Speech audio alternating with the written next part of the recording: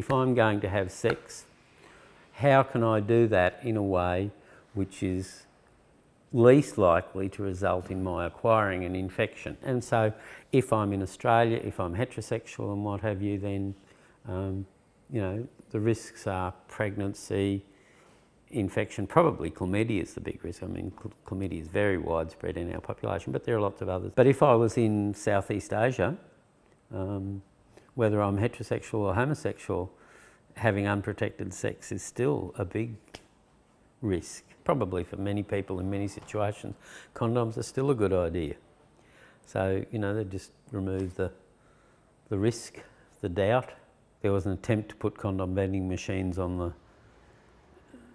install them at the University of Queensland, and the government sent the police in to tear them down. I think, in fact, the Health Minister, Mike Ahern, had to sign off on it, even though I'm sure personally he was supportive of it.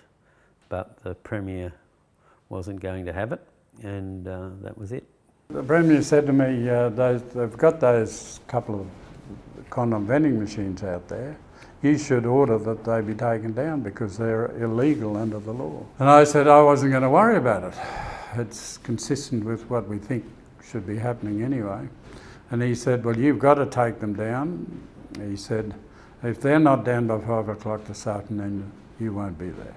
So I had to think about it and think, was this the issue that that my future depended upon? And I thought, no, I won't worry about that. So we got the Commissioner of Police to hire a couple of big policemen who went out and unceremoniously took them down with crowbars. And it went all over the world. CNN ran a story on it.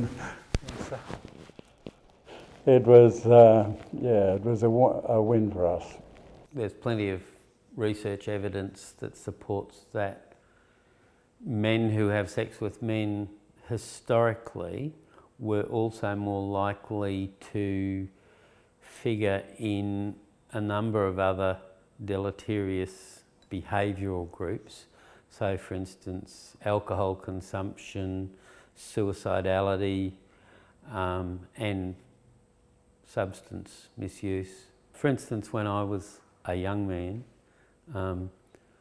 most of my circle drank excessively, and in some instances that was because I think they had a bit of a nihilistic attitude about, what have we got to lose? In some instances it was because of really poor self-esteem. People they were told their whole lives they were sinners and evil, and so they came to think of themselves in that way. So injecting is a far more efficient means of transmitting or acquiring the infection, of course, than sex. We had to talk with heroin users. We had to set up needle exchange programs, extend the methadone programs, and all those sorts of things were quickly put in place to do what was obviously a serious problem in the community. The state government did set up a very comprehensive needle and syringe program, and that's been well supported by the Queensland government over many years, probably because it didn't involve sex. But there are two means by which people can acquire syringes in Queensland. One is through chemists who sell them, and again the Pharmacy Guild has always been very supportive of this and provide.